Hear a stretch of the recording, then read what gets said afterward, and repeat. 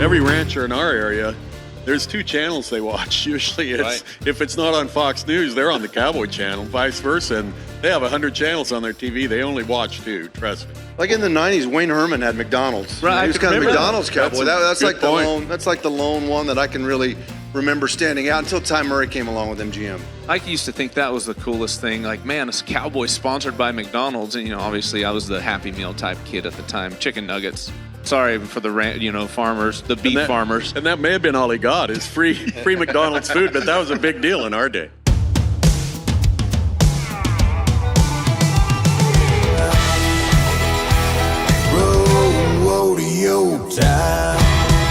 Live from the NFR.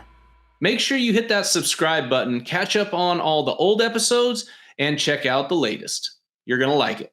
Welcome to the Luke Branquinho Show. If you can hear my voice, which I thought it would be the most well-known voice in this building today, and I'll be wrong, come down to what row? 250, I'm Bulldog. 2500. Come down here and check out the Luke Branquinho Show if you are in the convention center and hear my voice. If you're watching on the Cowboy Channel Plus app, please go to my YouTube channel, like and subscribe. I'm going to sell myself a little bit right here. If you do that, I have a chance to make some money, and I'm a retired bulldogger that is unemployed after today.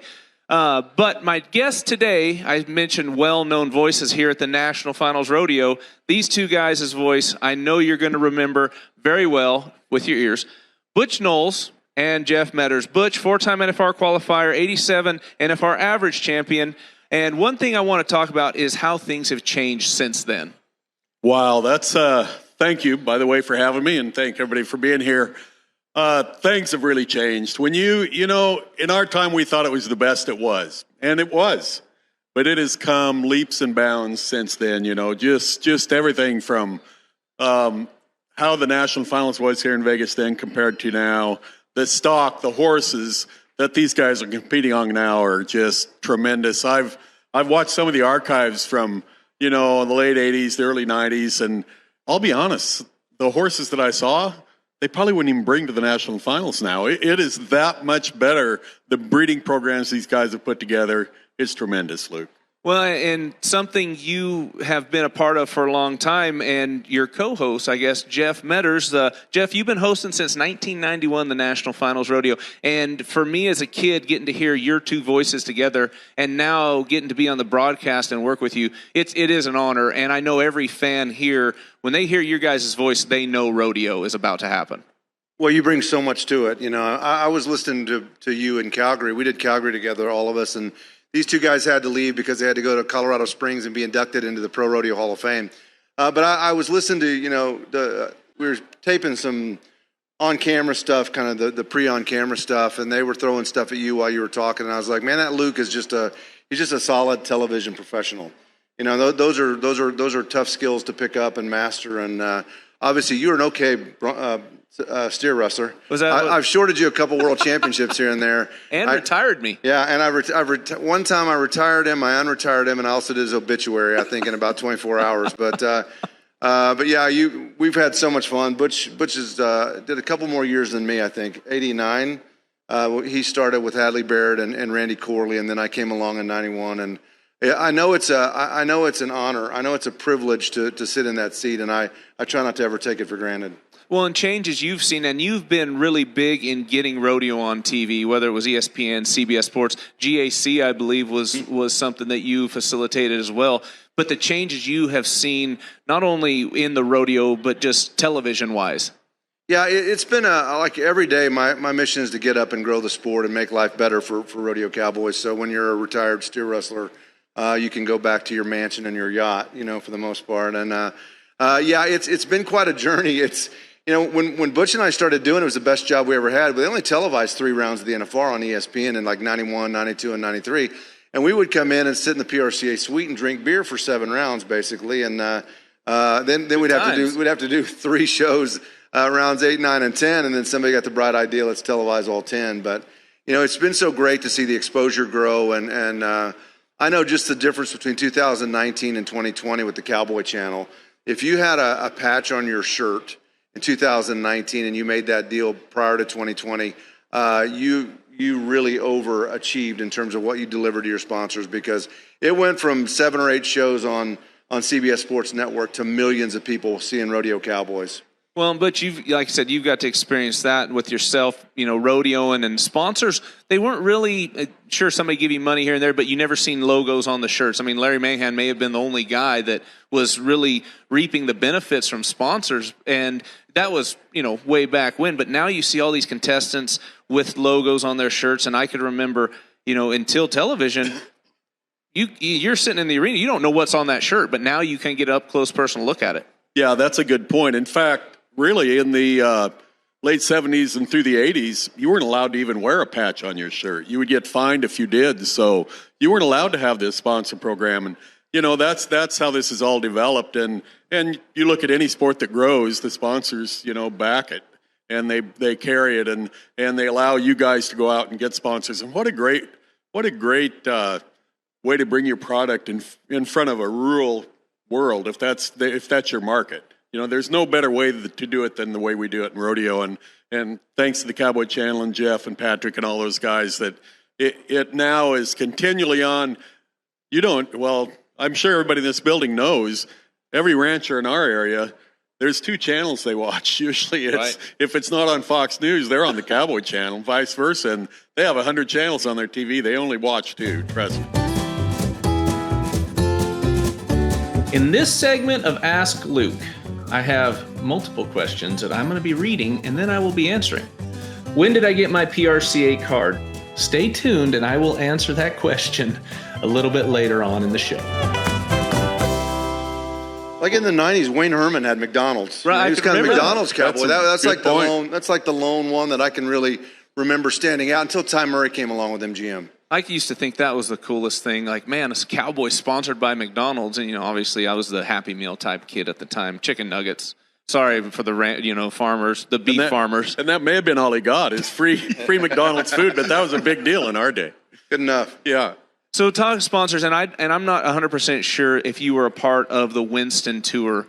And, there's some talk about Team Rodeo coming back with the PBR there in Arlington during the PBR finals. But the Winston Tour was something that really could have elevated rodeos, and Cowboys kind of got in their own way on that, didn't they? They did. It happened. I actually wasn't drafted on any of the teams. So while those were going on, I was trying to make the national finals kind of on the back channel because I didn't have the Winston Tour rodeos to go to count. And what they did in those days, if you were on the Winston Tour, if there was a tour rodeo going on, you weren't allowed to go compete at those other rodeos on that weekend. So they were trying to keep it fair all the way across the board. But yeah, the Winston Tour was an idea I think that just came before its time. Was the deal. And it was a great vision. It was just before its time. And I think there's been a lot of things that have carried it in this direction now that you see in rodeo. And I like the concept. I really like that concept. But I also like the traditional Salinas, Cheyenne, Reno, big rodeos with big short goes. And, you see all, the number 1 guy in the world competing against the rookie of the year, in the short goes. And so, I think rodeo is a unique sport, and each rodeo has an individual spot. Well, and I feel like there's potential for that to coexist.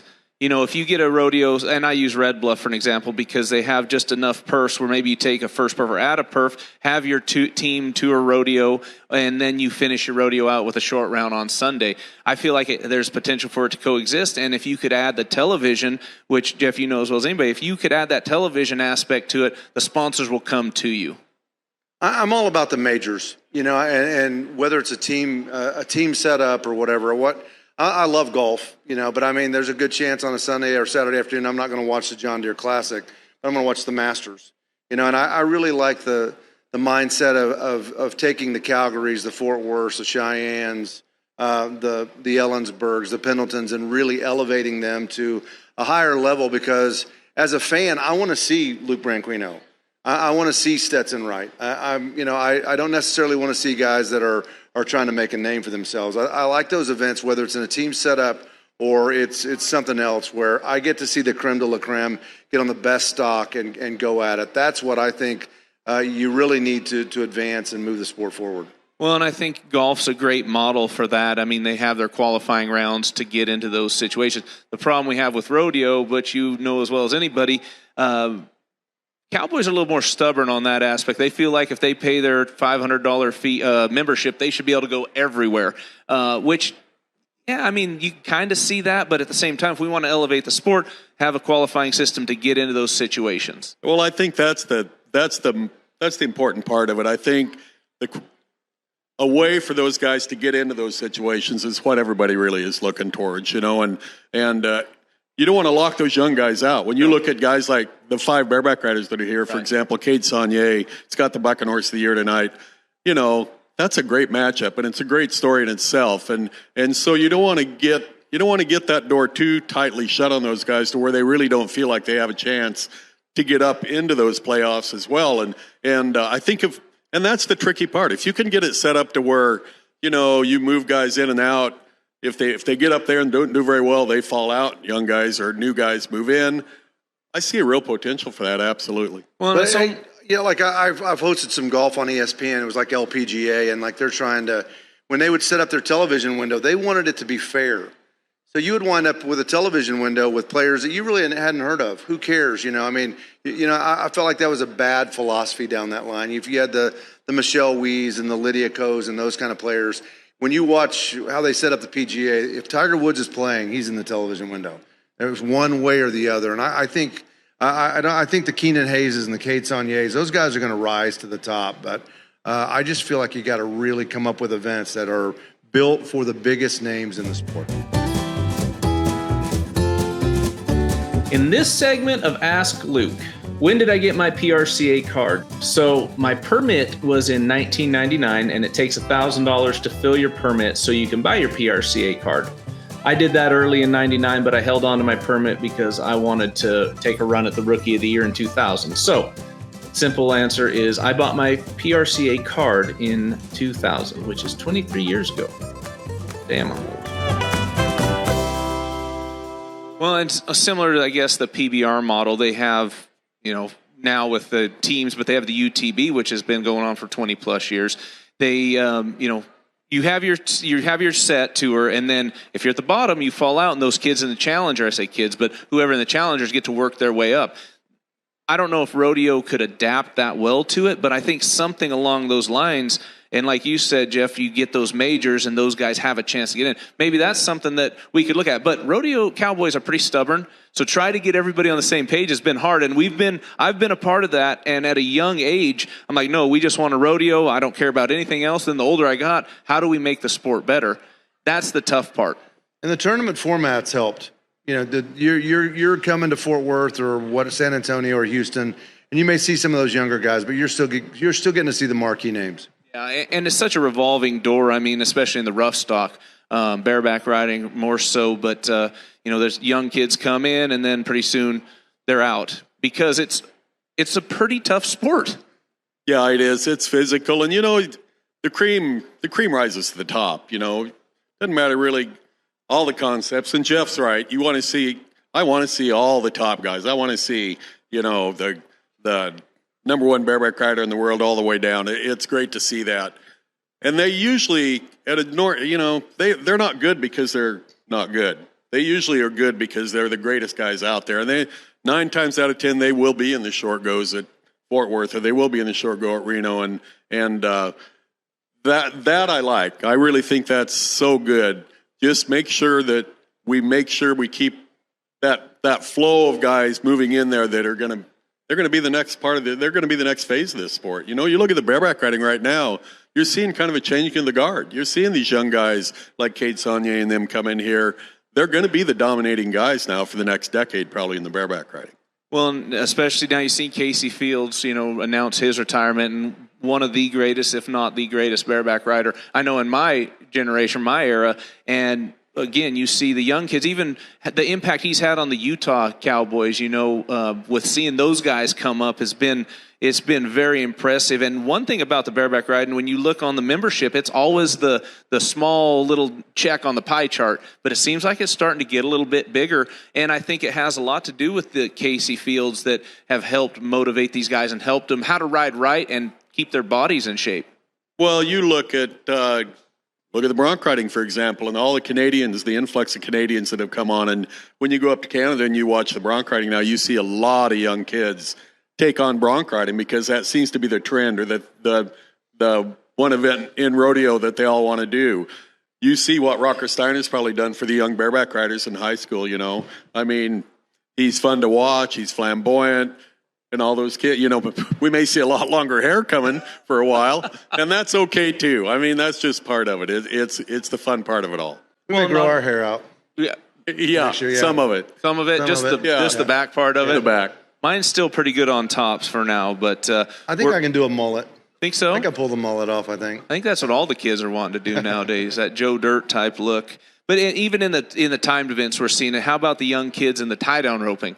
How impressive they are. Riley Webb at a young age, you know, he probably could have been here before he was 18. How much money he won at the WCRAs that helped set him up to get the horsepower he needs to be where he's at now. Well, and Riley Webb's a good example of kind of the point I'm trying to make. You certainly would want Riley Webb in whatever you try to create as far as that group. And, you know, Riley Webb, we've been waiting for Riley Webb since he was 15 years old. I'd heard about Riley Webb. You know, it just took him to 3 more years to get to 18 so he could go get his card. And there's a whole, you know, Shad Mayfield, that whole Kincaid Henry, that whole group of young tie-down talent they're the future of tie-down right now. he rode for $1 million before he was 18. Yes. Exactly. Had one run for $1 million and almost pulled it off. And that's what we talk about, the opportunity rodeo is giving right now to these athletes and these young cowboys. Had Joe Beaver and John Dowshawn. There are so many jackpots that these young calf ropers can go to nowadays where they can go win $5,000 in a weekend. Well, shoot, I can remember as a 15 to 18-year-old, if I can go win $500 at a jackpot, I was tickled. But these guys are having the opportunity to go put money in the bank, so they're ready. When their rookie year comes, they're ready to go. Yeah, they're definitely not rookies when they get to their rookie season, are they?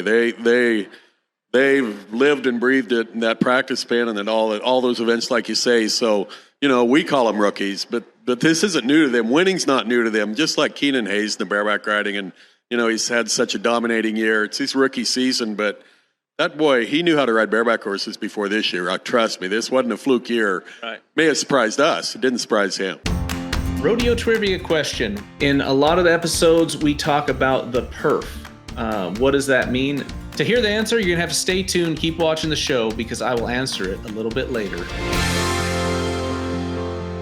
Well, he hasn't, just watching, I get being down there on the ring floor, he hasn't faltered one time this week. No, I agree. So impressive. And then we talk about the youth at the junior NFR right here, you know, not far from us. Jeff, how have you seen with the coverage of that, these young kids, not only we talk about interviews and learning how to speak on the camera. That's been huge for these kids, just to learn how to communicate to an interviewer or speak in front of the camera, which only helps elevate the sport.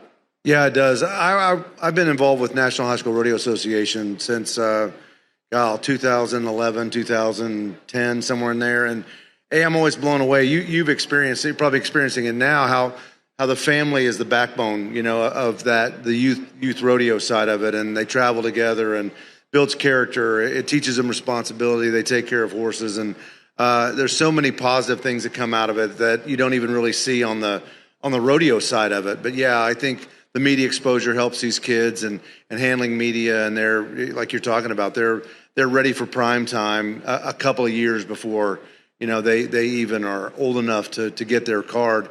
When I started back in the 2011, 12, looking at bareback riding at high school rodeo, I'd be like, whoa, the future does not look very good here. There's right. There's not a lot happening here, and I don't know if they're teaching them on steers now too. So they're starting them younger and teaching them the technique. And I've never seen a rookie bareback class like the one that we saw in 2023. Well, and I think a lot of that, and I feel like I've got to see from the start, when it started to now, just the way people take care of their bodies and the way they stay in shape. And sorry, Larry Sandvik, I throw you under the bus a lot, but I mean, you can remember the bareback rider. Larry Sandvik was a prime example of what they don't do nowadays.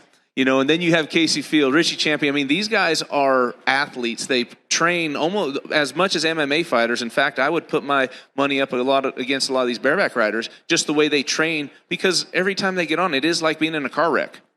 Yeah, go hang around Mason Clements. Right. He's a good example. I'll give you one example of it. One year I decided we all took off to the winter rodeos, and I thought, I am not going down there and lay around a motel room, you know, because you'd be up on a Monday. You may not be up again until Thursday or Friday, and you know, what do you do? So I thought, I am going to make myself work out every day and run. And So I took off and I ran for 2 or 3 days.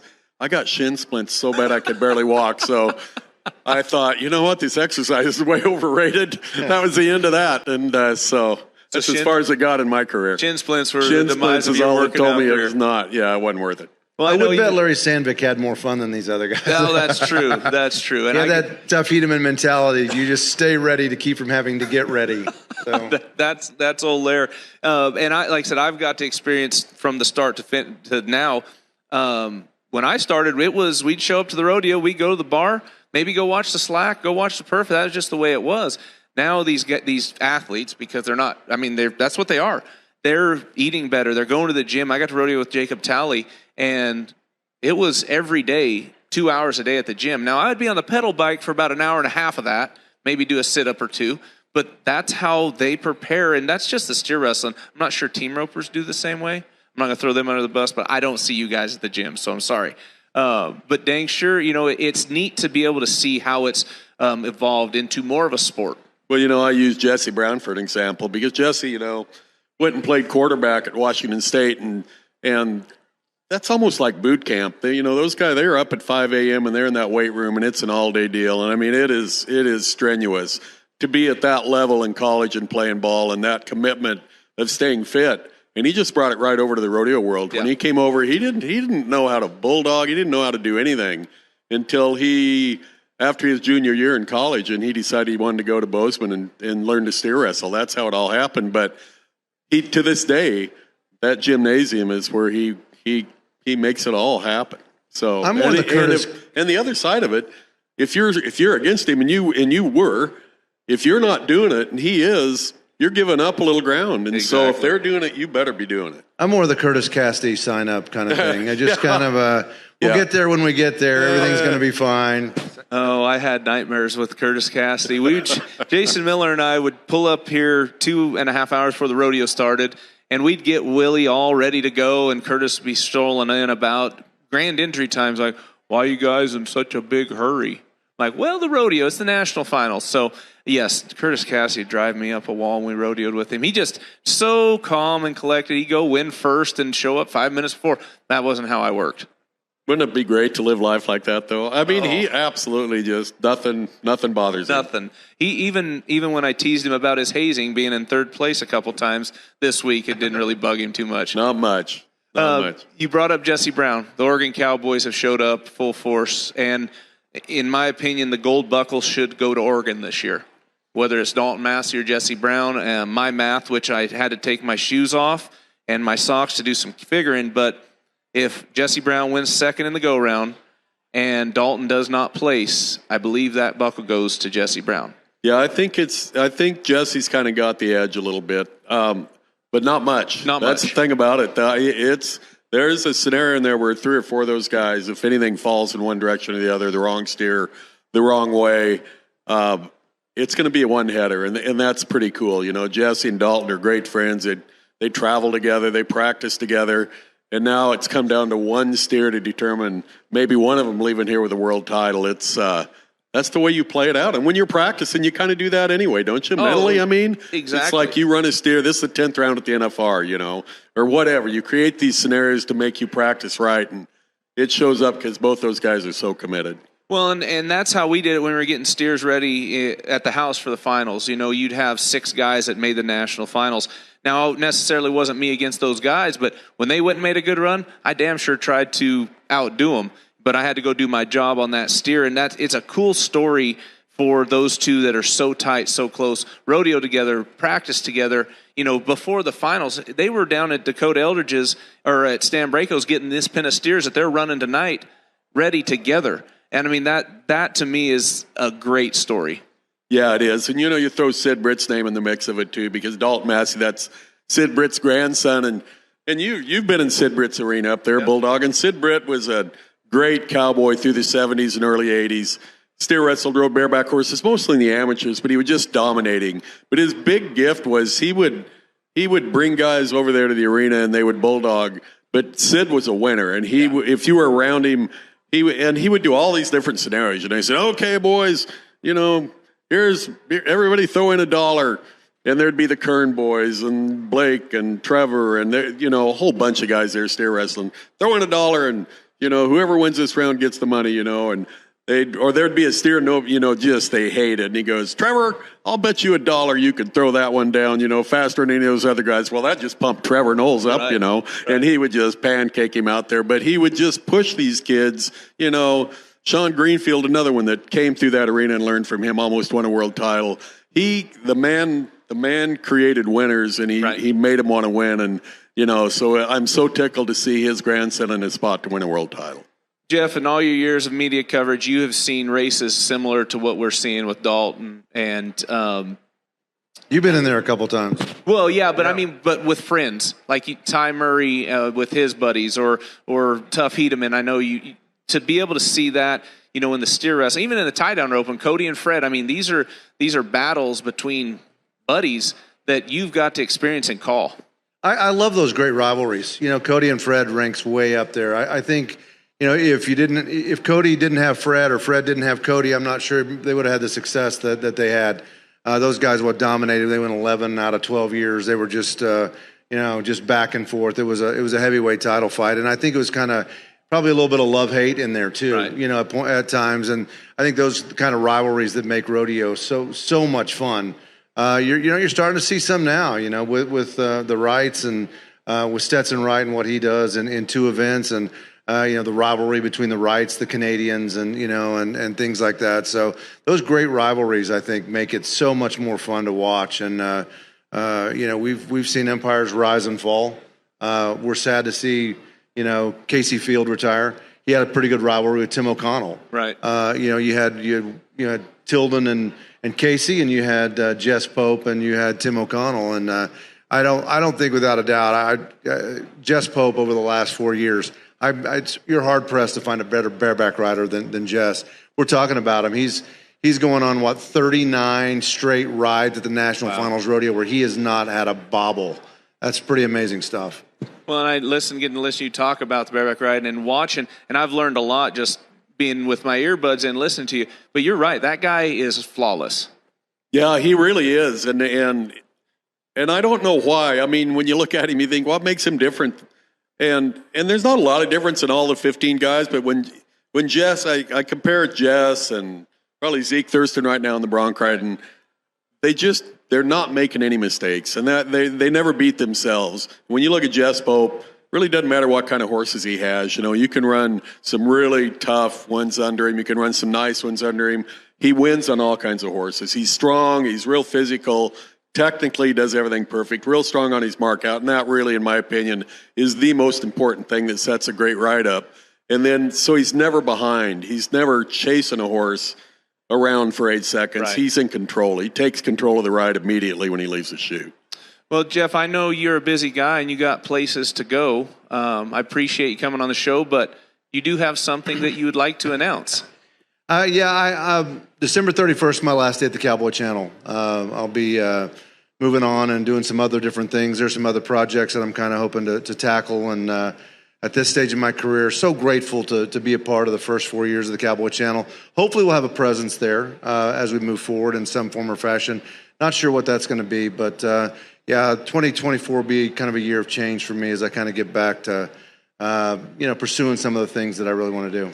Well, I know as a former competitor and somebody that has worked with you, it's been an absolute honor for me. Butch, same, I'm sure, for you. Absolutely. But these fans, these viewers, I know they really appreciate what you've brought to the sport, to the Cowboy Channel, and we're looking forward to what you got coming up next, and best of luck to you. Yeah, absolutely, and I'll still be around. Oh man, he's going to be around still? I thought you were gone. No, still just in some form or fashion, but now I got to move from two Hall of Famers to another, and I got to go over and talk to Trevor Brazil a little bit at Ariat over there. So. I never heard of her. No. She was pretty good. I was actually, I heard she was pretty good. Travis Brazil was supposed to be on my show like 17 times, and he kept flaking. You only flaked on me once. One time last year, and I'm so sorry. So I made up for it today.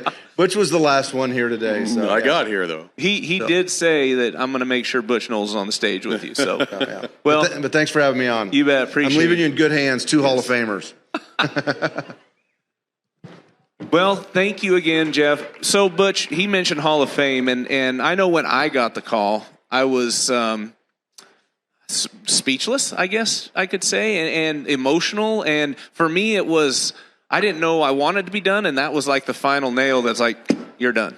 How was your feelings when you got that call? Oh, it was amazing. You know, I'm kind of a prankster. I play a lot of practical jokes on guys, so I'm always scared to buy into anything right off the bat. So when I got the call, I actually, at first I thought this isn't real. You know, somehow they're going to call back and go, we're just kidding. So I didn't totally buy it in for a bit, but once I realized it was the real call, it was crazy, really, because, you know, I got in a way different way than you did. I don't have 5 world titles, and I really didn't get on from what I accomplished so much in the rodeo arena, although maybe that played a part in everything that I've done since. I got in kind of through my whole career and what I put together, along with from rodeo to television to you know, producing rodeos and stuff like that. So it's a huge honor. It really is, because not many guys get to do that.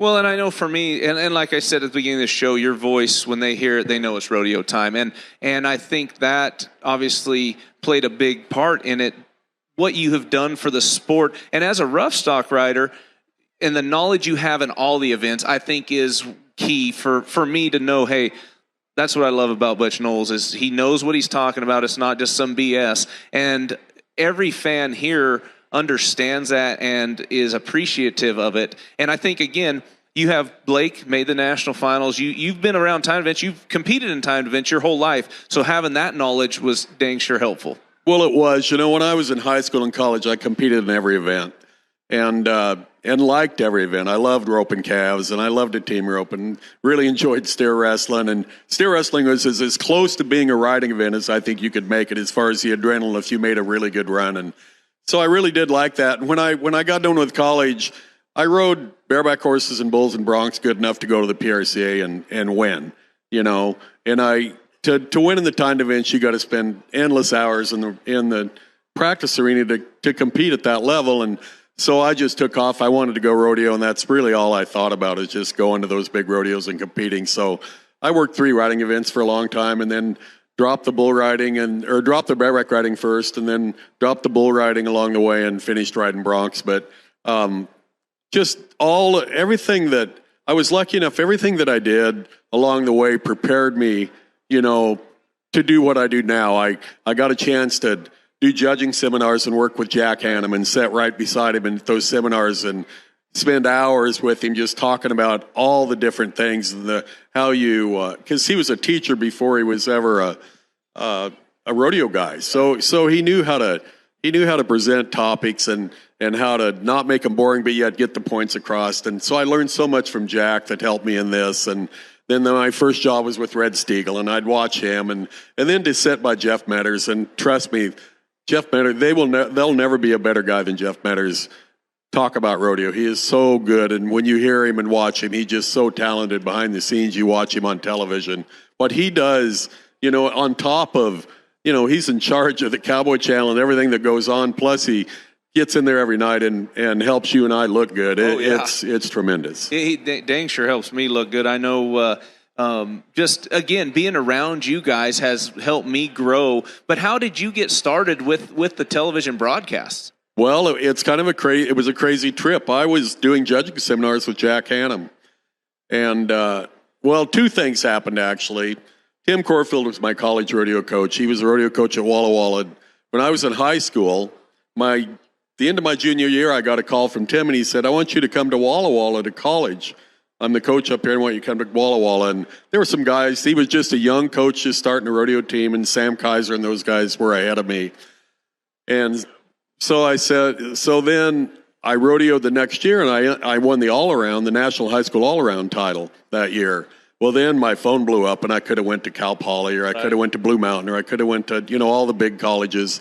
But it really meant something to me that Tim Corfield had stepped out there way before I ever, you know, maybe proved myself a little bit, Luke. And so I thought, I'm going to commit to him. So I went and rodeoed for Tim. Well, Tim went on to be the college rodeo CEO or, the Tom Glaus Right, at College yeah, Rodeo. yeah. And they were looking for an analyst at the college national finals for the television, and Tim recommended my name. So they called me up and said, do you want to give it a try? So I went up there, and that was the first time I ever did TV, and I worked with Red Steagall. Well, then fast forward, I started doing judging seminars with Jack Hannum, and we were doing seminars around the country, and we were doing a seminar in Colorado, and I got up and did my presentation of, everything you see in a good ride and break it down, and good rides versus bad rides, and why this was 80 and why this was 60. And when it was all said and done, there was a guy by the name of John Bumgardner was there, and he was a, part-time rodeo announcer, and he also produced the television at the NFR. And he goes, would you be interested in coming to Pocatello and be the analyst during the bronc riding at the DNCFR? The Ram. Yeah, when it was there. And I said, sure, I'd give it a try, So I went over there. When I got there, he said, you know what, just do the whole thing. And I was with Randy Corley. And so we sat down and I did the whole thing, and he hired me for the NFR, and I've been here ever since. It was just by pure luck, to be honest. The door opened and I stumbled through it. Well, and I mean, I guess not the same path, but like for me, when I was sponsored by the Army, we had to go through media training, learn how to talk in front of the camera, learn how to do interviews. And that was really a turning point for me. And then the success I had having the camera in your face the whole time really, I think, helped me get to the position I'm in now. A couple years getting injured and not being able to qualify or compete at the finals, getting the call from Jeff or whoever, hey, you want to come do TV? I was scared to death when I first had to do it, but just when the opportunity came knocking, I took advantage of it, and fortunately now I'm able to do what I'm doing now. I got one kind of funny story. The first year that I knew I was coming down to the UNFR, I was working with Hadley Barrett and Randy Corley, and so I was hunting elk up in Oregon late November. And I'd made a hunt, and I'm walking down the road, my gun over my shoulder in the snow, and it was cold. And I'm walking about 3 or 4 miles to get out of that country. And so I'm talking like I'm practicing. So I'm talking like I'm talking to Randy and Hadley. So I would walk along, and I'd look over my shoulder and go, yeah, thank you, Randy. that was a good ride, And then I'd walk a little further. I'd look over my other shoulder, yeah, Hadley, this is going to be great, Ty Murray, and I'd go through this scenario, and I look up, and there's this kid about 12 years old, and he is sitting on a stump. He'd been sitting there watching me walk up the road, talking to my friends that were nowhere around me. I think I scared the heck out of him. And I looked at him, I go, good morning. And he just kind of nodded. He had a stocking cap on. His eyes were this big around, and Randy and I and Hadley just walked right by him. That is a great story. It was pretty funny. But another great story you told me is before we have all the security and airlines and everything. Now you were supposed to fly to Tulsa. I was headed to Tulsa, but you ended up in JFK? New York City. Yeah, it was before 9/11, and I'd bailed hay that morning, and I had it down to work because I was going to Tulsa all the time, doing rodeos, voicing rodeos. So I bailed hay till I just could barely get to the airport, and then I could get there, and they knew me, and I would run in the airport and get on my airplane and fly off, which I did. So I got to Salt Lake, and man, I was hungry. I hadn't eaten anything, and so I got off, and I got me a sandwich and bought me a good book, and I'm going down to get on the plane, and it's already board, and I thought, well, this is great. I'll just get on, and so I go to get on. I've got my cowboy hat on and everything because Jeff and I, we were voicing a rodeo, and then we were flying to Calgary to do the Stampede. Then that night we had to fly out. So I get on the plane, and I go to sit down, and this girl's sitting in my seat. What do you know? And I go, excuse me, that's my seat. And she goes, no, it's my seat. So I'm digging for my ticket to compare. And the stewardess goes, oh, it's an open flight. Just grab a seat anywhere. Red flag number one. Right. So I sit down, and I sat down by a guy that he was dressed all in black, and he had a little skull cap on, maybe Jewish or something, but that's not a typical Tulsa-looking person. Right. And I thought, well, that's kind of odd. And I sat down there, and then they go, there's a movie on the plane, and and I'm thinking, wow, this is great. They never show a movie on a plane between here and Tulsa. So thinking things are great. So I just start eating and reading my book. When I read, I don't hear. I just go oblivious to what's going around. So we take off. We're going, and we go for quite a while, and they don't start the movie. And I'm getting worried about that movie.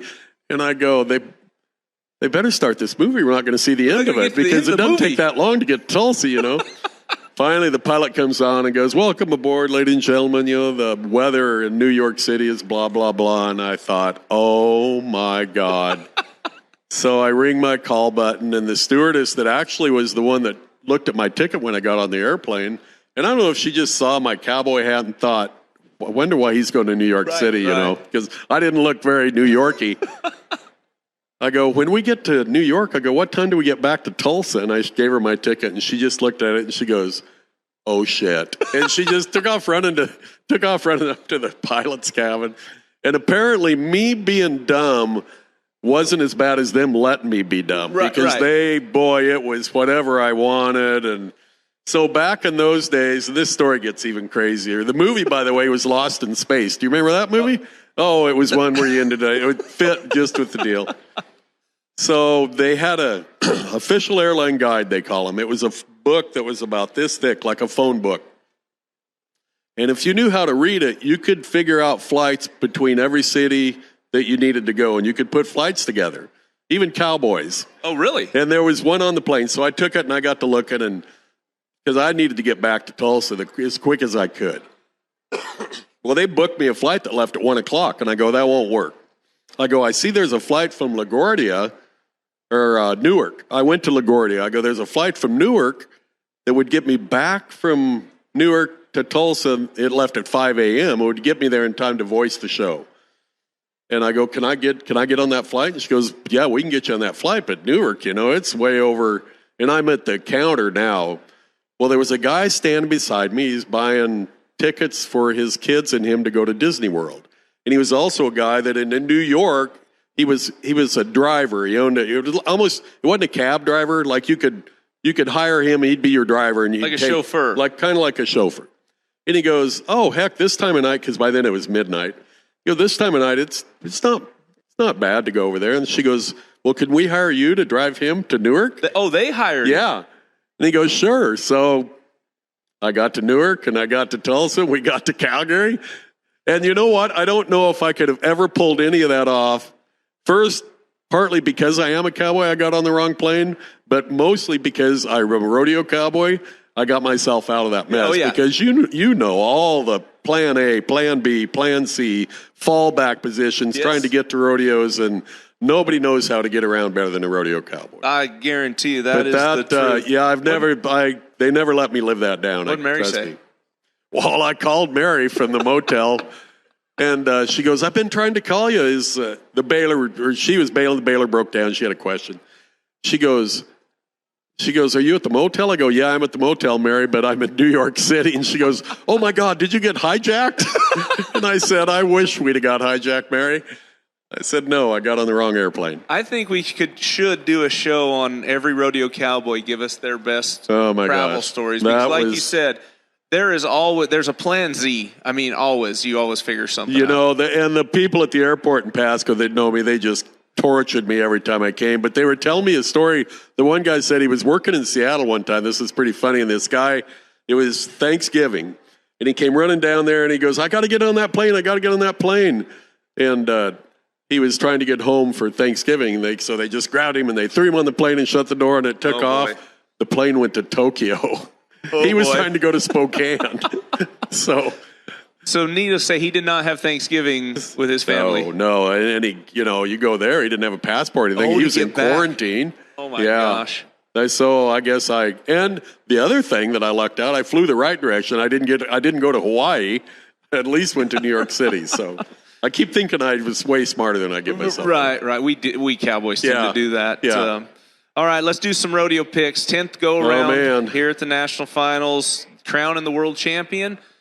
I mean, Keenan Hayes, Keenan Hayes, it's going to be tight right there. I've kind of dug through a little of it. I haven't got through all of it, but the bareback ride that I've dug through, Keenan Hayes, he just needs to make one more ride. He can't stub his toe. Jess Pope is right there if he does. And Jess has had a great NFR, but Keenan, he needs to just make sure he marks that horse out and make the same ride he's made every night. And that's much easier said than done, trust me. If that's all you got to do is make a ride to win a world title. Right. Because these horses they're getting on, they are buckers. And you can't sneak by one. You have to be on your, you have to be offense, not defense. So, this will be, if he's got the pressure, I've been watching him every night, and he's handled it really well. Thought last night he looked a little tentative, but that was, that's maybe helped him get better for tonight. Well, and so, we talk steer wrestling. I've been in the situation where I just had to throw him down. But when you tell yourself that, you're setting yourself up for failure. Well, and you can't. I know Dalton can't just. It's not a layup for anybody. Right. All these guys are going to have to kind of run at the barrier, which is good. If you have to just run one out there, this arena, you can't. You talk about it every night. If you miss the barrier by an inch, you're in land. All of a sudden, the steer thinks he's going to get away. He does things different. He's going to get you to the back end, which that changes everything for your horse and your hazer. And so, you've got to just stay on offense. Well, I'm going to say the buckle's going to go to Oregon this year. Well, I hope you're right. Yeah. I hope you're right, because it'd be fun to see it go to one of those two guys. We haven't had a world champion in the steer wrestling in Oregon ever, I don't think. Wow, so that would be very cool. Some great steer wrestlers. Yeah, there's been some great guys come out of there and a lot of close ones, but I can't think of one. Yeah, team roping. T. Wade and Wesley Thorpe are they've been dominating here a little bit. They have, but I think, there's 4 or 5 scenarios in there that could go either way. And Derek Begay, and those guys are sitting right there. They're number 1 in the average. They got a free roll at the barrier because they're the only team that are, good on 9. So they can try to be 3-0. And if they miss completely, they're not going to fall too far as money's concerned. So it's kind of it's a free roll for those guys to try to win the round and put the pressure on whoever needs to beat them. Right. Bronc riding Zeke Thurston. There is a scenario where Sage Newman maybe could get in there, but Sage's the Achilles heel is he's like 7th in the average, and that's not that big a deal. But the problem for him is he's 5 points from 6. He's 11 points from 5. There's a big gap to get any movement in that average of the guys that are ahead of him. So those guys are all helping Zeke in that position, and Zeke looks flawless anyway. He's already rode the Bucking Horse of the Year the last time he was out, so I don't think there's one in there that he should be too worried about. Tie down roping. Riley Webb looks awful solid. Right. Awful solid. Yeah. Haven's sitting right there for Riley Stubbles, but Riley, he's not backing off on his starts. He's awesome. Yeah, and again, we talk about a young kid that looks way more mature in this building. That's Riley Webb, because he's been preparing for this since he was 13 years old. Yeah, and he came through here last year, and he actually had a great NFR last year. I think he missed one calf or went out on one, but so he kind of knows the whole scenario, and that guy is just he's just fun to watch. He doesn't look like he should be as dominating as he is, but he will be 6 on stuff. It's crazy to be 6 seconds in the calf rope, and he does it a lot. Yes. Yeah. Barrel racing, that's kind of pretty much sewed up right there. What a story. What a story. I remember records. I watched Reno, and I watched her on Benny for the first time, and I said, Mary, have you seen that horse? And she absolutely took off and set records and won rodeos, and good for her. You can't help to root for Brittany. She's had a great career. She's won many world titles, but it's been a long time since she's been in this position, and to see her back is awesome. Bull riding, Kai Hamilton has obviously. Kai Hamilton, that's sewed up. There is a big battle in there, I think, for the average, and it's more for I'll show you. I think I think Sage would love to win the average. Yeah, and now they're tied. I think on. No, I think Kai has one more bull than Sage. If Sage rides and Kai bucks off, Sage has to be like 77 to win the average. Well, just talking about the toughness though with Kai Hamilton. And they packed him out last night, so he's got to get on 2 bulls tonight. Oh, the reride he gets on tonight for before. Yeah, if he gets on, he'll be the first bull rider out, and then he'll compete on his. So he's got 2 bulls to get on. And he's definitely been beat up. Well, you know, they talked about after they packed him out the first time. You Yes. know, he went to the hospital, checked him out. This is what's wrong with you while I'm getting on. He rode his first bull that morning, perf, placed, won third or fourth. Yeah. Won everything because nobody else rode. And then the next night gets bucked off. And you have to think that the soreness from that first time they took him out is starting to show up, because you know as well as anybody, when you get banged up, it takes a little while for that adrenaline to wear off, that soreness to start hitting you. Hopefully he gets it done again tonight on 2 bulls. Well, and last night, you know, he definitely got whacked by a horn a little bit, and he also he didn't get a full blast of a foot on him, but he got a dew claw, and he's got a broken rib. Right. That's what worried me more than anything last night. Yeah. Is he's got a broken rib floating around in there, and you don't need a bull stepping on that, you know. So, you know, hopefully he's going to be back and be able to compete at a high enough level to finish this deal out, because he has had a great season. It's been so much fun to watch him this week. Yeah, and then the all-around race, obviously, that's a tight one. There's a lot of people up for that one, right? Yeah, Stetson, right. Who knows what he'd accomplished this week if we could have watched him compete. And I'm anxious to see him back 100%. Oh, for sure. And I think Stetson's smart enough to know, even if he starts back at Reno, he's probably going to be the all-around champ next year. So I hope he understands that and takes care of himself to get healed up how he needs to be. And I think with his folks and everybody around him that's going to be the case. That's the biggest deal, you know, and you know, rodeo cowboys are tough. We always talk about how tough guys are, and they are. But they're smart enough to listen to their doctors, and you know, they know how much money's out there and how much is available to win. And you don't want to start out early. You know, my theory was, one time I had a horse at Ellensburg bucked me off in the short go, kicked me right in the neck or right between the shoulder blades, and actually broke a little bone on me. I call it the dinosaur bone, but there's a little bone on your backbone that just pokes up. Well, it broke it. And it hurt. I mean, it really hurt. It kind of scared me what happened, because I didn't know what. So I went and got an x-ray. And I go, well, what's the deal? And he goes, well, it's just going to hurt like hell. And I said, well, in Pendleton's, I've got a good bronc at Pendleton. And I go, well, what will happen if I get on a Pendleton? He goes, well, it's going to hurt. And I go, well, can I do anything to it? And he goes, no. So I competed and you know, won a good check at Pendleton, and it did hurt, but I certainly wouldn't have done it if there would have been a chance that, you know, to have a bigger injury. And that's the deal. We will deal with pain. We'll tape up. We'll deal with a bad knee or stuff like that. But if it's life-threatening, or if it's career-ending, or if it's, you know, especially when head injuries and stuff like that, you pay attention to those and take the time. Well, that's funny. I think that was every question after I'd get hurt and send the MRI to Tandy, and I was like, okay, if I compete, can I hurt myself anymore? Well, that's the answer we want, you know, because you don't want to do the wrong thing. Right. But I'm not going to not compete just because it hurts. Right, exactly. You know, that's my point. Yeah. Well, Butch, I appreciate you coming on the show. It's been great. Yeah, it's been a pleasure working with you the last few years. And like I said, I've learned a lot just from listening to you.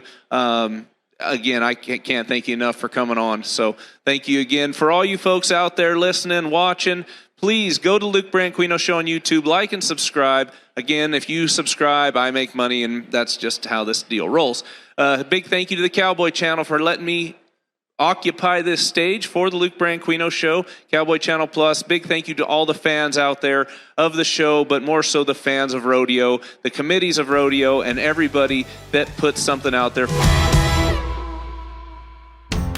Rodeo trivia question. In a lot of the episodes, we talk about the perf. What does that mean? A perf is a shortened word for performance. So if each rodeo has 10 performances, you're in perf 1 to perf 2, perf 3.